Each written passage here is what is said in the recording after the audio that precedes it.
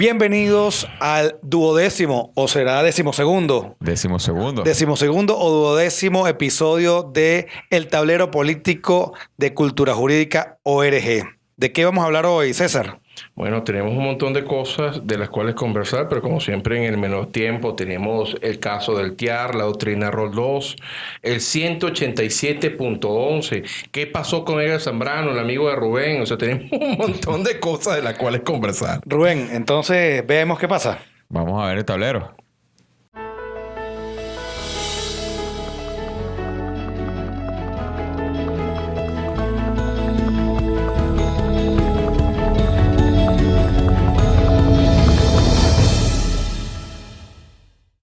Bueno, iniciamos esta semana del 13 al 17 de mayo de 2019. Una semana muy movida. Ahorita entrando a discutir los temas de hoy. Muchas noticias que desarrollar. Nos comentaba entonces César que hablábamos entonces del 187.11.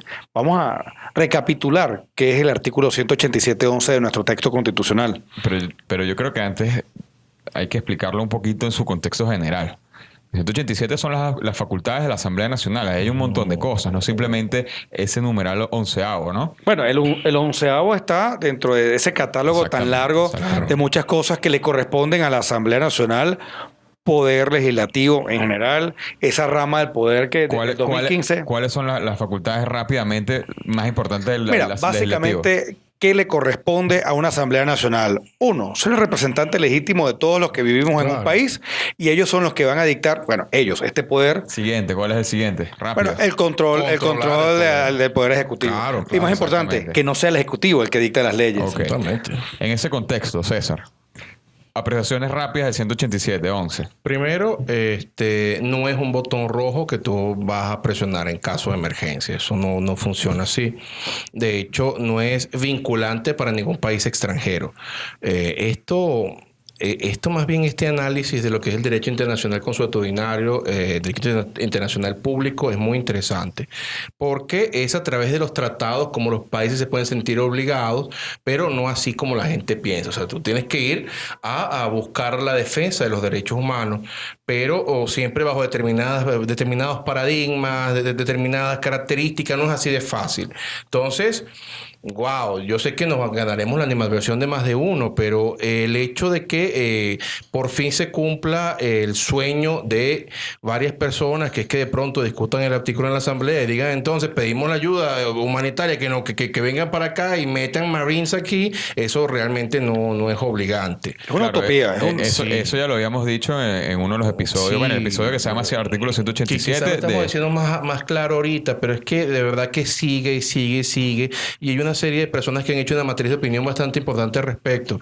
No como te estamos diciendo que no pueda que exista alguna vez alguna clase de conflicto que deba resolverse por las armas. Mira, nosotros no somos adivinos, no podemos decirlo ahora mismo, pero las cosas no funcionan así. En el derecho internacional público no funcionan las cosas. Que lo ideal sería que se resolviera por algún método pacífico. Diplomático, totalmente. Eso sería lo ideal. Ahora, más ideal es que no hubiésemos tenido que llegar a esta situación que se advirtió no de ahorita. Que la gente hubiese dicho en el 99, te juramentaste mal, no es válido. O en el 92, que la gente que tuviera presa estuviera presa todavía, claro. Y que las consecuencias era que no pudieran optar por ningún pero hablando de la juramentación, César tiene una ponencia aquí en el canal de YouTube. Le invitamos a verla. Y sobre todo que en el 92 y los años posteriores, en lugar de darles un sobreseimiento militar, que en ese entonces era una facultad o una atribución del presidente de la República, según el Código de Justicia Militar, pues mira, se lo hubiese juzgado. Se le hubiese entonces dejado tal cual como que ese señor era culpable de algo, o que por lo menos, por Dios, lo que hicieron los adecos y los copellanos con Pérez Jiménez. Claro. O sea, pues no puedes presentarte. Y gracias a que los adecos y los copellanos en su momento, durante los 40 años democráticos, impidieron que Pérez Jiménez pudiera presentarse, pues se garantizó la democracia durante 40 años. Lamentablemente a veces hay que hacer esto. A veces las cosas no son así. Y eso que estás comentando es interesante traerlo también al tablero, porque con ocasión a lo que ocurrió, o que todavía no sabemos qué pasó entre el 30 de abril y 1 de mayo, en que si es un golpe de Estado, que si no es un golpe de Estado, vemos como hay una vocería de un lado que dice, bueno, pero es que aquellas personas que en el 92 se alzaron, cumplieron cárcel, y entonces eso como si automáticamente los legitimara a que Sí, puedan hacer sí. todo lo siguiente, ¿no? Y reitero, una cosa es el golpe de Estado como tal, y otra cosa es lo que pretenden hacer ver como un golpe de Estado. Hay Exacto. cosas y hay acciones que son la recuperación del Estado, y otras que Exactamente. son es atentar contra el Estado, porque en definitiva eso no se da, o esas acciones no se dan, es contra las personas, Bueno, es contra la eso- institucionalidad. De eso Y ya, a lo, todo eso ya lo evento. conversamos hace dos episodios, en el 10º. Pero es que es importante para que Claro, también y a vuelvan todo y evento. opinen, porque todas las opiniones que nos han dado, no sé si a ti te pasa, César, son en nuestras redes privadas, pero lo ideal es que se forme también Eso. una conversación, Claro, porque de ahí claro. es que sacamos el material. Una comunidad. Pero se te está saltando una jugada, Roberto, en ¿Cuál el será? tablero. ¿Cuál será? Una que está ahí bastante interesante. ¿Cuál? El TIAR. Ah, bueno, ¿qué es el TIAR? Explícanos. Bueno, el un Tratado de Integración Regional. Es un tratado, como evidentemente su naturaleza jurídica es de derecho internacional público. Aquí, bueno, ninguno de los que estamos aquí somos especialistas particularmente en esa materia, bueno, pero en el derecho constitucional algo se estudia. Claro. Es un tratado de multilateral que a mí se me asemeja mucho al tratado de la OTAN o tratado de Washington, que busca en el artículo 3º, que sería el equivalente en el de la OTAN, el 5º, que es lo que la similitud que yo le veo, que es cuando hay un ataque bélico hacia un Estado miembro de la OTAN o miembro del TIAR, se entiende que es un ataque a todos los miembros de ese tratado. Eso es muy similar. Ahora, la OTAN tiene unas cosas especiales, que es integración militar, que hay que destinar presupuestos, ejercicios en común. Es un tratado bastante... Bueno, su fundamento es evitar la expansión del comunismo en el contexto de la Guerra Fría, y es el mismo contexto del TIAR, que yo creo que ahí sí podría, digamos, ejercer legítimamente una fuerza política, un empuje a la integración de ese tratado, o tratar de llevar allí, bueno, porque es evidente, hay fuerzas, lo han dicho, eso se ha anunciado, que hay fuerzas cubanas aquí en Venezuela, y Cuba no firmó, se salió de ese tratado, igual que Venezuela, casi que en el mismo año. Bueno, entonces vamos a ponernos en contexto. Si se denunció y hay estados que salieron de ese contexto, de ese tratado, ¿cómo pudiéramos hacerlo a valer? Porque hay hechos claros, evidentes en el caso de la OTAN, de la NATO, de la OTAN, que era, por ejemplo, el caso de Kosovo. Pero tenemos situaciones reales en las cuales se haya, vamos a usar la palabra que está de moda, se haya activado el TIAR. Bueno, aquí en la región, ¿no? Que yo sepa, que tenga conocimiento, no hay. Entonces, ¿cómo si se denunció?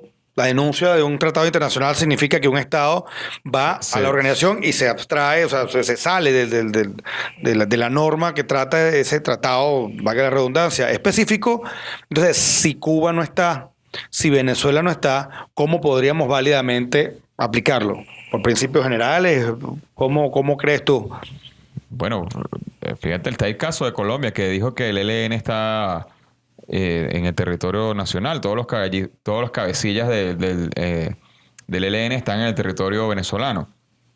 Eso podría ser un ataque de beligerancia hacia Venezuela, hacia el gobierno legítimo, porque sabemos que todas esas guerrillas de izquierda son promovidas por Cuba. A eso súmale que hay las declaraciones de Maduro que llegaron, que supuestamente se le salió, o un descuido, un desliz, que dijo que tuvieron que venir 500 soldados y al final eran unos médicos. Sabemos que los médicos cubanos posiblemente ahí vengan Infiltrados. sí, infiltrados de cualquier cosa, del famoso G2 o para ser médico en Cuba hay que pasar por un entrenamiento militar.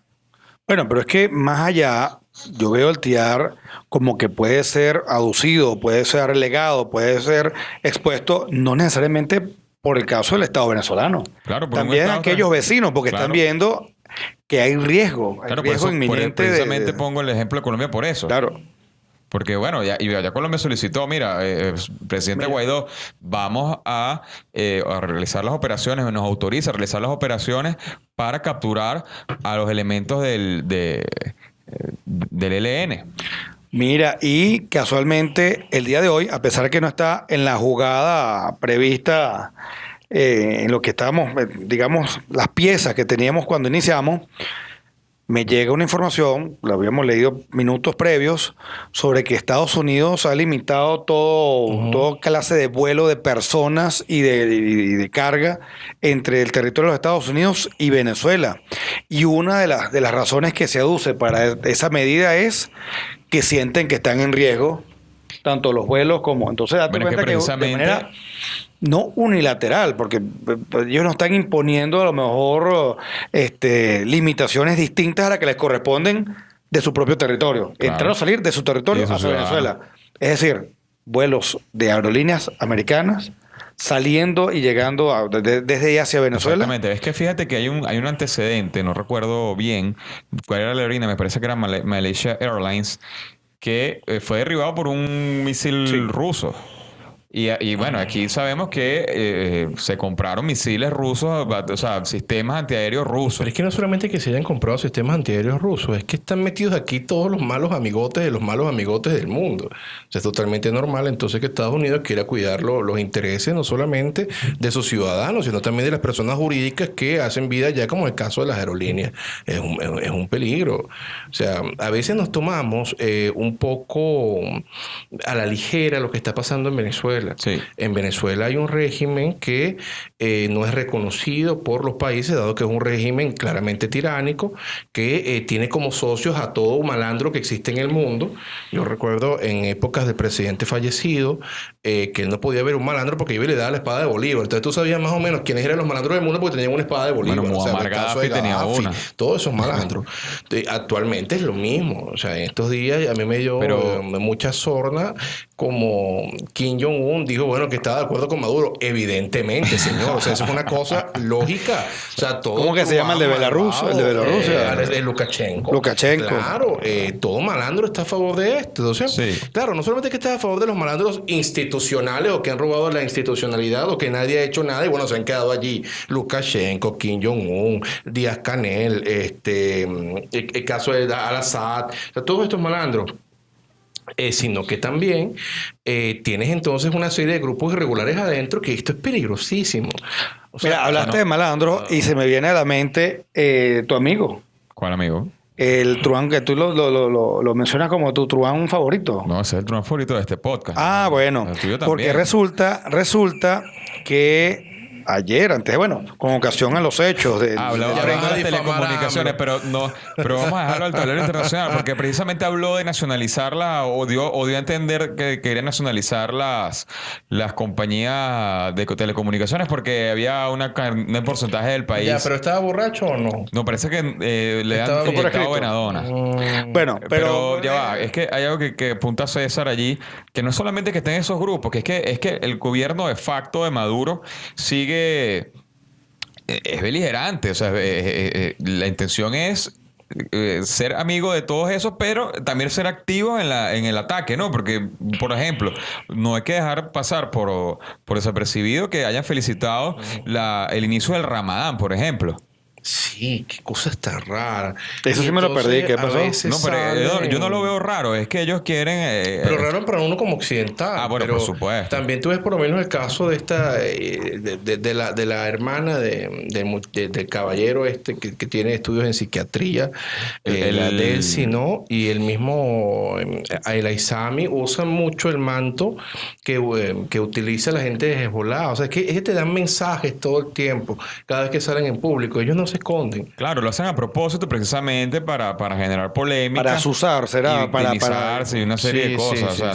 Esto no está, digamos, hecho al azar. De verdad, qué vergüenza como... No es azaroso. Esto. Bueno, exactamente. Estamos todavía en el nacional. Estamos en el tema nacional, pero es que date cuenta que a pesar de que estemos hablando del tema nacional, hablamos de la OTAN, hablamos del TIAR, hablamos... Porque las circunstancias venezolanas se están llevando afuera y parece que en Noruega hay una gente conversando. Por ejemplo, vamos a poner qué tan tema nacional o internacional es la recuperación de los espacios de la Embajada de Venezuela en la ciudad de Washington. Totalmente Es un tema nacional. nacional. Claro. A pesar de que quienes en efecto llevaron la acción de sacar a esas personas era un territorio en los Estados Unidos que no es que sea venezolano, en el sentido que no es territorio venezolano, es un territorio de los se Estados Unidos reputa como tal. que tiene un tratamiento especial, pero los que estaban ahí ocupándolo Extranjero. eran extranjeros. Sí, unos malandros. Entonces,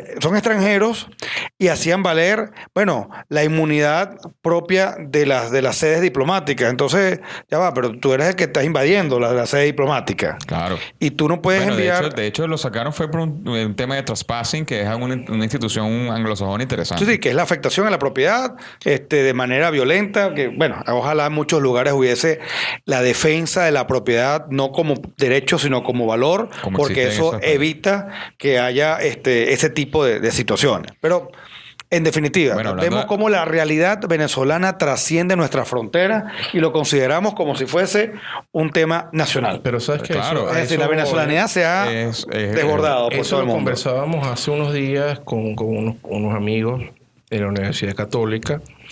Wow, esto no es normal.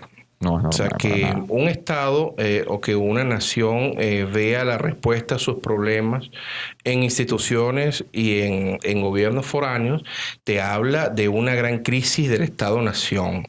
Te habla que el país ha fracasado. Y el país que ha fracasado no logra conseguir no logra conseguir soluciones a sus problemas en sí mismo y por lo tanto puede dar cualquier clase de respuesta nefasta en un futuro porque la nación no existe. Esto es muy difícil. Mira, Venezuela bueno. como nación, pensar la nación venezolana en la actualidad es muy complicada.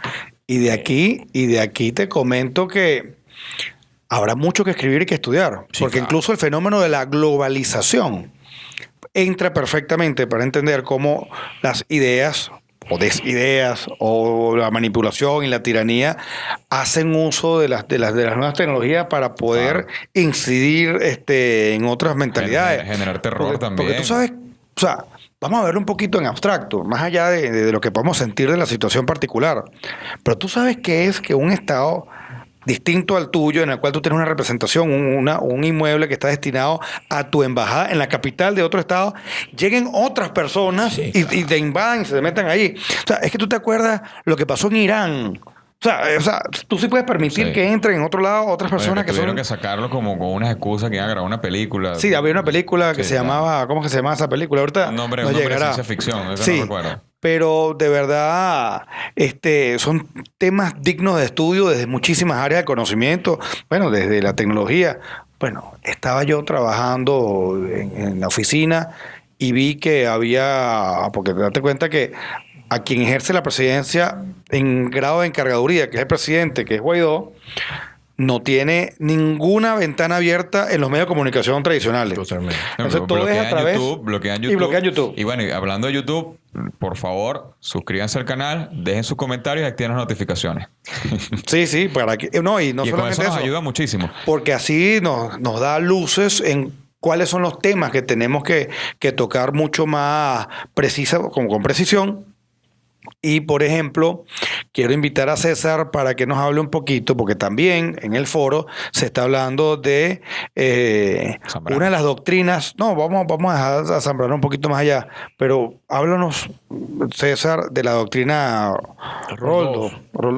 Bueno, al igual que la mayoría de las doctrinas que hemos visto en derecho internacional público que han sido aumentadas en los últimos días, el caso de la doctrina Roldós, una doctrina que viene directamente de Ecuador por el señor Roldós, se dice que se tiene que tener una actitud frente a la vulneración de los derechos humanos mucho más activa.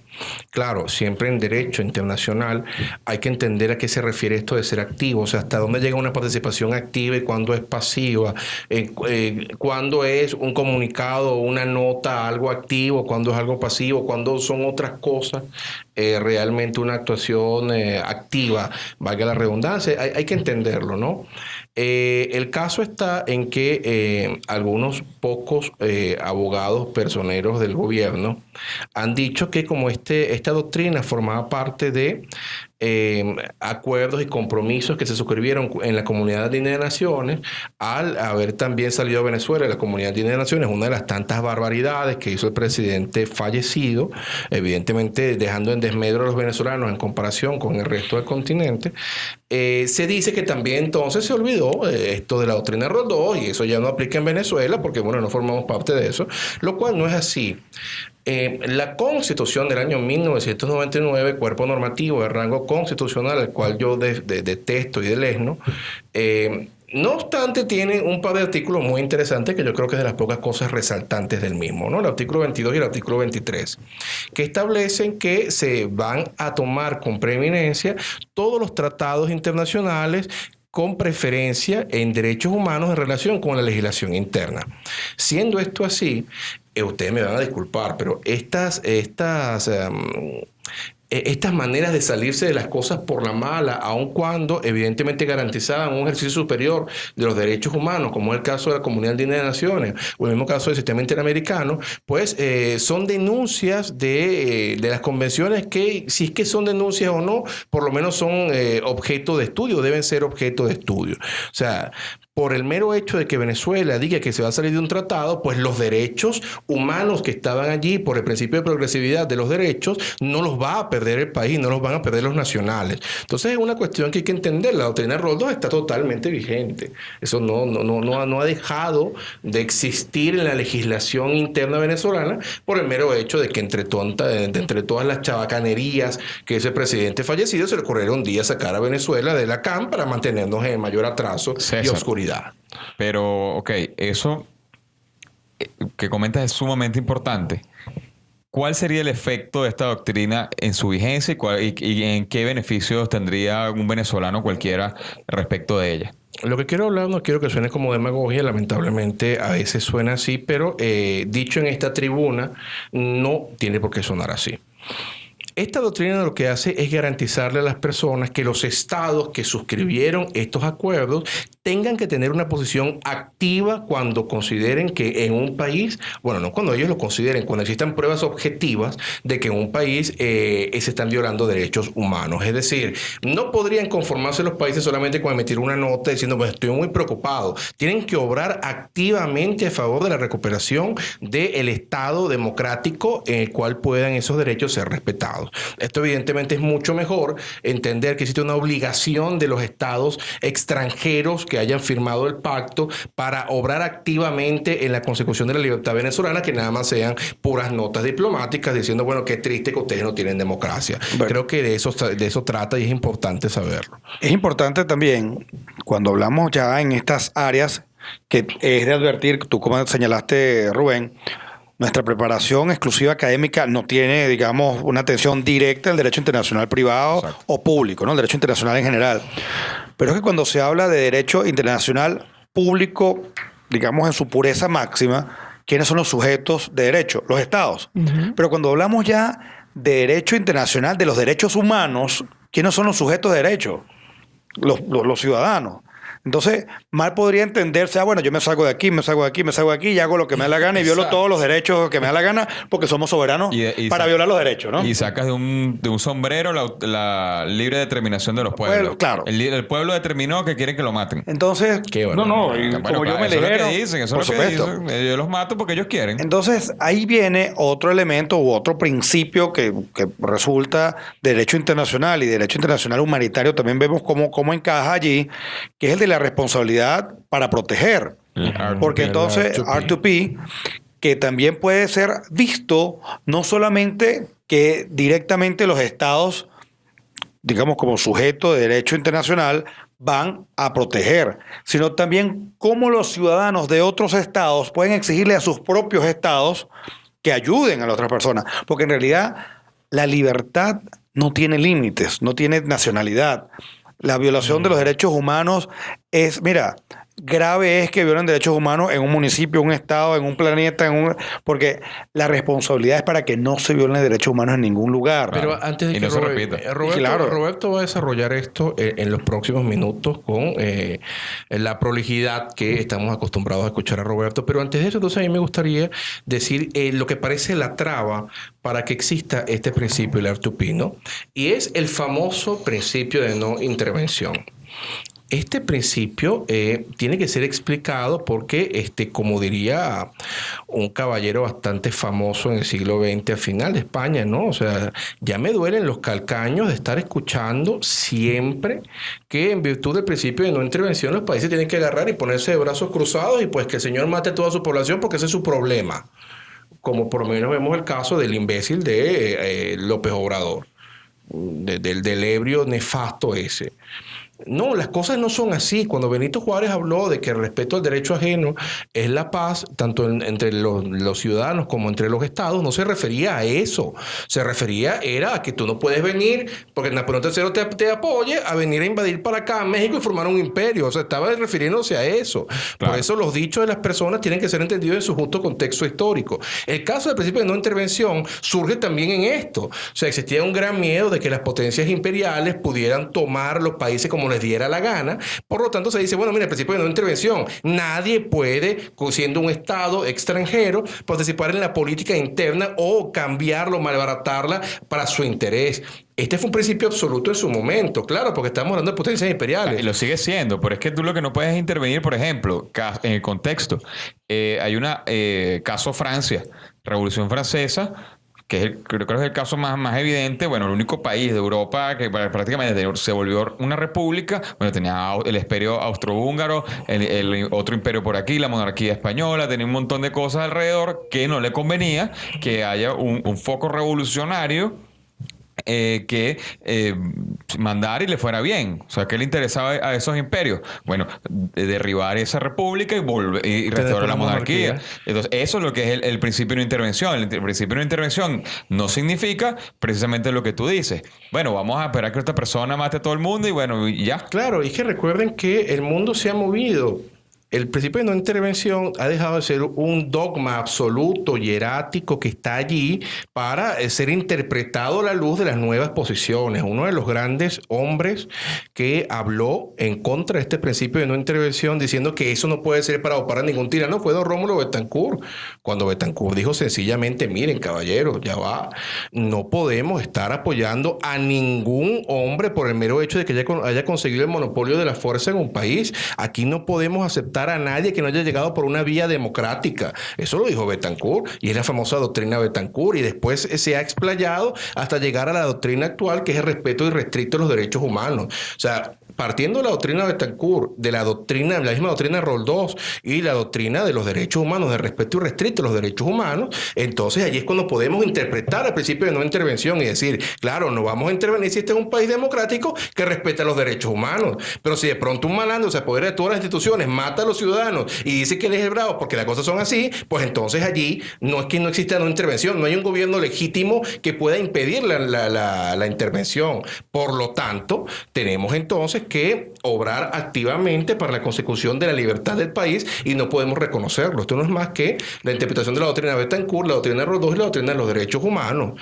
Entonces ahora Roberto va a explicar con profusión qué es esto del R2P una vez que hemos entendido lo que es el principio de no intervención.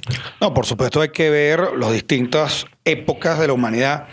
Y por eso vemos también que muchos de estos regímenes tratan de hacer referencia a tiempos pasados históricos para tratar de, a través de ese sentimiento épico de los libertadores, tratar de justificar unas tropelías que, si bien en otras épocas así se jugaban claro, y se zanjaban las diferencias, claro, porque cómo se arreglaban los conflictos entre los estados, que antes que fueran estados no eran más que familias, pues a palo. Entonces, vemos cómo a medida que vamos avanzando, por supuesto hay unos hitos históricos muy famosos. Digamos que el más reciente es el de la Primera y Segunda Guerra Mundial, las guerras mundiales. Vemos que no podemos voltear a otros hechos que van configurando cuál es la idea de Estado y cuál es el alcance. Hay unos trabajos muy, muy importantes, por ejemplo, Bueno, tuvimos una interrupción en la grabación y lo que veníamos hablando, que hay muchos temas, bueno, juristas que tienen mucho que han trabajado sobre esto. Y me viene a la mente el tema de la obra máxima de Kelsen, de Hans Kelsen, que era sobre la teoría pura del derecho. Y lo importante en el tema de Hans Kelsen de la teoría pura del derecho, que en sus últimos capítulos habla sobre el derecho internacional, ¿no? Y más allá del contenido, hay que tener en cuenta lo siguiente. Él escribe esa obra, creo que en el 36, es preguerra, o antes de, digamos, la parte importante de la guerra, que es de lo después que llega la reconstrucción. Y en su segunda edición, él hace un prólogo y él dice que a pesar de que se mantiene en la línea de lo que había hablado, él hubiese repasado algunas cosas. Luego viene Buchanan y también habla sobre el derecho internacional, pero hay un tema y un trabajo de Ronald Dworkin que prepara en el momento que ya él estaba ya enfermo y poco antes de fallecer, no termina la obra, sino que sus estudiantes la continúan, y hace mención expresa a Westfalia. ¿Qué es Westfalia? Que lo hemos hablado varias veces, César. En ese momento surge la idea de los estados nacionales, ya no son familias, entonces tú eres como un siervo de la gleba, que entonces se casan dos personas que eran nobles, entonces ya tú formas parte de tal grupo, entonces tienes que pelear. Propiedad del señor feudal del momento y así. Entonces, ¿qué justifica al Estado? Mira, que te tienen que proteger. El Estado, ya no las familias, ya no se unieron, sino que tú eres francés o alemán. Por supuesto, tardan unos cuantos años en hacerse esa idea. Ya cuando el Estado es el propio que está violando tus derechos, cuando no te protege, ya cesa esa idea de soberanía absoluta. Entonces tú puedes hacer en tu feudo lo que te da la gana. Y de principio de no intervención. Y el principio de no intervención, lo que pasa es que el principio de no intervención, recordemos que es un texto reciente, pero recorre pero en esa parte. momento, Claro, estamos hablando del siglo XVII, 1648. Entonces ya cuando tú tienes esa idea de Estado-nación, ya cuando tú tienes una idea de que tú perteneciendo a un Estado, no solamente tienes que contar con la garantía, la protección de ese Estado, sino que también tú tienes que velar que todos los Estados cuiden por la protección de sus propios nacionales. Entonces esa responsabilidad de proteger no solamente es exigible de los estados frente a los otros estados, a sus ciudadanos, sino que los mismos ciudadanos pueden pedirle a su estado que obligue o que haga las gestiones necesarias para que los estados distintos a su vez atiendan allá abajo. Claro, que no se quede en lo que decía César, que sea una simple nota diplomática. Ay, mira, no sigas haciendo esto. Entonces vemos cómo en esta comunidad global, porque tiene que ver mucho con la sociedad civil global y la globalización, vemos como, bueno, no podemos hacernos oídos ciegos, o oídos sordos y ojos ciegos. Somos como la canción de Shakira. Como Cantinflas se me lengua la traba. Acaba de hacer una interpretación clarísima de Shakira a través de los ojos de Cantinflas. Bueno. Ha quedado estupendo. ¿Cómo era? Entonces, oídos ciegos y ojos sordos, ¿no? Pero bueno, el hecho es que no podemos ser apáticos de lo que está pasando en otra parte del mundo. No estamos hablando solamente de una relación de vecindad, un país que sea limítrofe con el otro, sino que a pesar de que nos separen a lo mejor un océano, no podemos ser de verdad neutros a las violaciones de derechos humanos en África, en Europa, en Asia. Y a la ausencia del Estado de Derecho. Y a la ausencia del Estado de Derecho en general, ¿no? Claro. Entonces, esa responsabilidad de proteger, por supuesto, lo ideal es que vayan tuteladas, dirigidas u orquestadas por los órganos internacionales. Lamentándolo mucho, los tiempos son distintos. Claro. Ha habido estados que son más activos que otros. Tenemos el caso, por ejemplo, de Kosovo, que las investigaciones posteriores dieron a justificar de que esas fueron las medidas. Por supuesto, vas a tener personas que van a rechazarlo, etcétera. Claro, siempre hay tontos útiles, ¿no? Por supuesto. Siempre la progresía mundial siempre tiene a sus colaboradores. A mí lo que me preocupa muchísimo es que muchas veces estos colaboradores de verdad creen lo que están diciendo. Es una cosa comiquísima. ¿Tú ves Game of Thrones, César? Sí, claro. explicarlo. Bueno, Veo- tuviste, como montaron un tuit de Evo Morales que decía, y esto es un spoiler, decía, felicitamos a Daenerys Targaryen Sí, por sí, su sí, victoria sí. de... Ok, bueno, nuevamente tenemos un acto desperfecto técnico. de perfecto técnico. Bueno, yo no sé, porque estabas hablando de Game of Thrones y ahí fue que se cayó y hablaste de Evo y bueno, se cayó. Bueno, Yo no la sé gente si... que no ha visto la serie nos saboteó.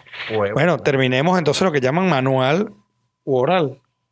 Bueno, espero que sea manual, en fin. Vocal. Termínalo como tú quieras. Mira, a ver, el hecho es que esta semana se presenta muy interesante. Estamos a mitad de semana. Vemos cómo hay hechos en la jugada a ciegas que tenemos aquí. Hemos estado hablando de cómo se pretende justificar ciertas cosas de las tropelías que hace este régimen. Vemos con gran preocupación cómo se está desarmando lo que queda de la Asamblea Nacional, pero por otro lado ha habido gente que le ha hecho frente a esto. Hay una gran actividad internacional. César, ¿qué crees tú que va a pasar esta semana? Ya para concluir a tientas. Yo creo que no esta semana, no creo que pase mayor cuestión más que la persecución a través de la corte inquisitorial que ha transformado este régimen en esa Asamblea Nacional Constituyente que ni es Asamblea ni es Nacional Constituyente. Pero creo que en los próximos tiempos el país se dirige a diferentes y diversos cambios. Creo que sí vamos a llegar a unos cambios, pero nada de magia, nada de ahora somos felices, no, de verdad que el daño que ha hecho el chavismo es estructural. El chavismo ha destruido no solamente el aparato estatal, también ha destruido la nación venezolana, ha destruido cualquier clase de noción de quiénes éramos nosotros mismos. No tenemos idiosincrasia propia y despreciamos cualquier clase de solución a la venezolana. Entonces creo que hay que obrar y ser útil al país hoy más que nunca y esperar en cualquier momento algo va a suceder, algo que nos guste. Bueno, y además de eso hay bastante trabajo, ¿no? El trabajo de la reconstrucción va a ser muy arduo. Sí, que no Sí. quiere decir que sea imposible. Lo que pasa es que el miedo con el cual yo veo la destrucción que el chavismo ha hecho con Venezuela es el caso que los otros países que han sido destruidos sabían quiénes eran, tenían una noción de identidad muy clara.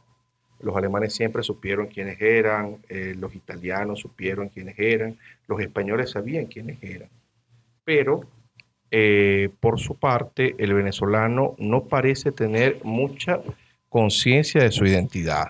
El venezolano aún parece estar muy confundido en lo que han sido 200 años de propaganda política a favor del hombre fuerte y esto no augura un futuro fácil. El venezolano no está muy consciente de lo que está pasando y se ha encontrado con una realidad muy diferente de la que pintan en los libros de Mesías y Caudillo. Antes de pasar la palabra a Rubén, que quiero que él haga las reflexiones de cierre, quiero decirle a todos los que nos escuchan que César tiene unos trabajos muy buenos sobre venezolanidad, historia de Venezuela. En el canal Uno de están. ellos, sí, y En el uno de canal ellos están. está, digamos, el que más ha sido visitado.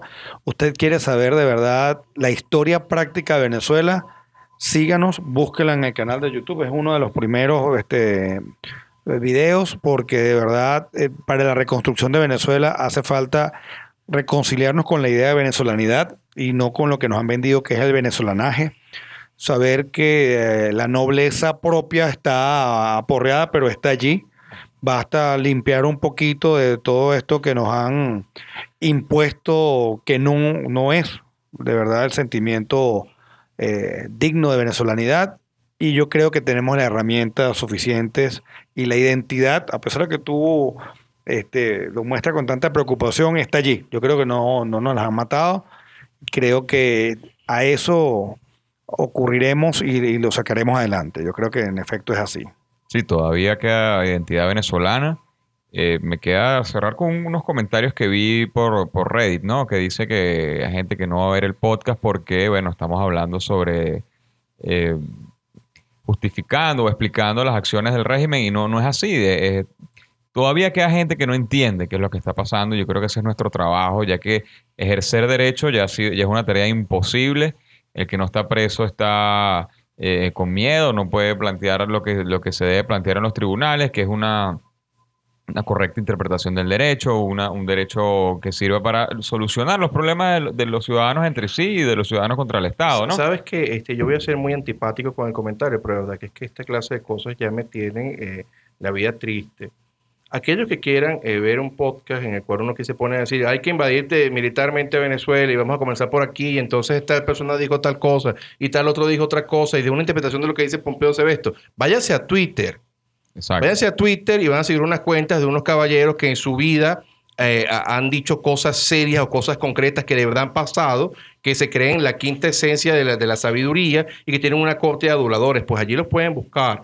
Nosotros aquí seguimos desde Venezuela intentando dar respuestas viables y factibles de lo que vemos en Venezuela y damos nuestra opinión. Respetamos profundamente las opiniones diversas, pero de verdad que es que no hay soluciones mágicas. Y yo lamento mucho que estemos ahorita en el terreno de lo etéreo y de las ciencias ocultas y que esto sea lo que se venda para ganar seguidores o quién sabe qué cosa. Es que mira, es que si no creamos la cultura jurídica desde ahorita, o sea, ya digamos lo que existía antes, ese derecho que existía, que bueno, que tenía muchas debilidades, ¿verdad? No se va a recuperar nunca. No vamos a poder crear un país donde se respeten las leyes, donde haya convivencia ciudadana real, donde no haya un presidente que sea metrobusero, y nada en contra de las personas que sean metrobusero, pero si usted es metrobusero, por lo menos fórmese en política y no se forme en temas totalitarios y cree que eso se maneja como se maneja una encaba. El país un país somos todos. Un país no es que es nada más la izquierda. Un país que también son los que creemos en el libre mercado. Que no me gusta decir la palabra derecha y mucho menos conservadores. Es otra cosa. Entonces, bueno, para finalizar, los invito a que se suscriban, activen las notificaciones y que, bueno, dejen su comentario. Dejen su comentario si les gustó este podcast un poco accidentado. Y que nos vemos en 15 días para poder analizar con un poco más de detenimiento lo que pasa y no pronunciarnos en caliente, que al final puede hacernos incurrir en error. Muchísimas gracias. Viva la libertad, abajo la tiranía. Bueno, esperamos sus comentarios y más que eso, que nos puedan ver dentro de pocos días cuando solventemos algunos temas técnicos. Uno de ellos, por supuesto, la conexión a internet no es la mejor que tenemos, pero bueno, aquí estamos brindándoles estas observaciones. Salut, comment ça va? Avec les microphones, les miennes. Ça, c'est C'est ça? Ça, c'est ma microphone. Ma microphone.